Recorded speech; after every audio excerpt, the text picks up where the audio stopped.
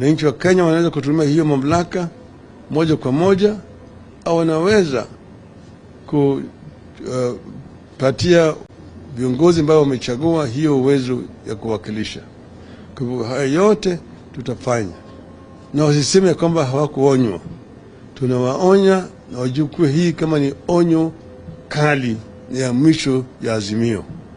Asanteni. My name is Obuya from Citizen. I have two. One on housing, one of the main contentious issues in the finance bill. The chairperson of the budget committee has been quoted saying that Kenyans will be able to get back their money plus interest after 7 years. What will be your take on this? Two, if you could possibly give us a progress in the bipartisan talks. Sure.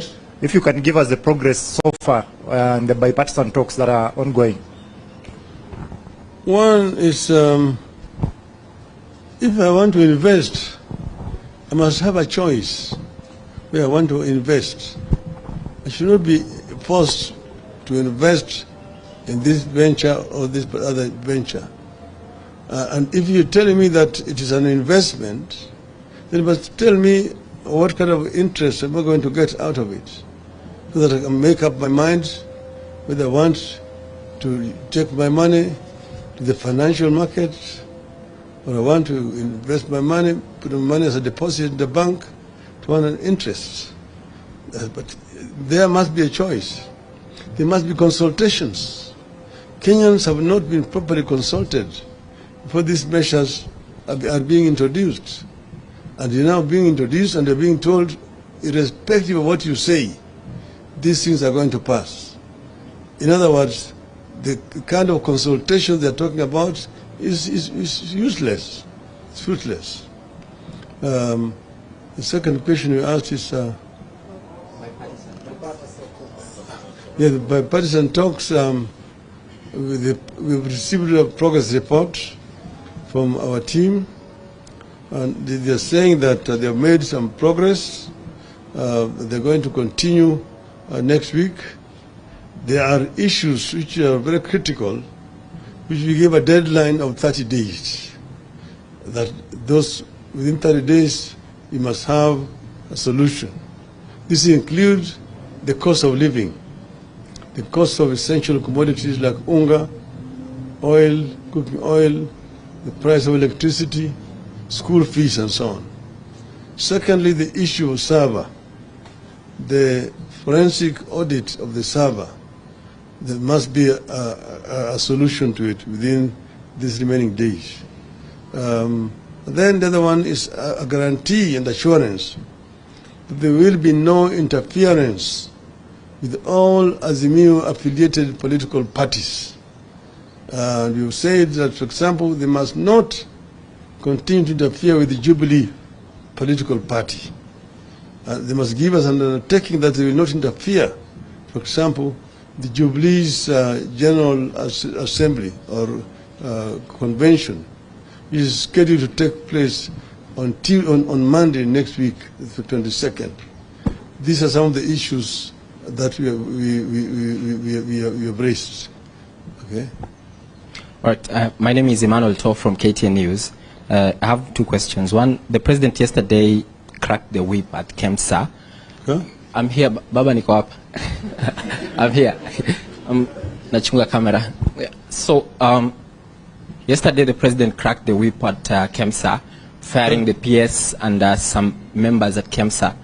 Do you think, what is your take on that? Kemsa, Kenya Medical Supplies Authority. What's your comment on that? Is the government committed to fighting corruption?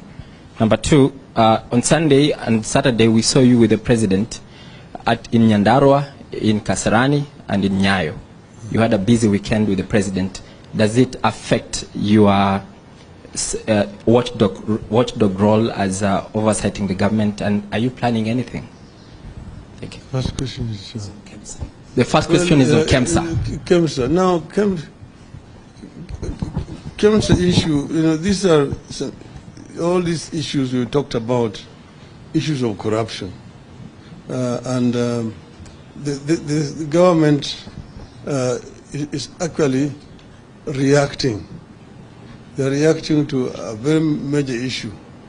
I don't think that this is the only scandal that they have in Kempsa. I think within a short period of time, you're going to be seeing hemorrhage in this government. But then, you see, you have a government should be run as a government. You have ministers who are charged with these responsibilities. Why are we not seeing ministers? Why is the president the one coming up with the key policy issues in respective ministries?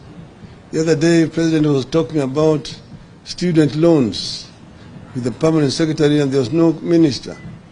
And that is in the State House.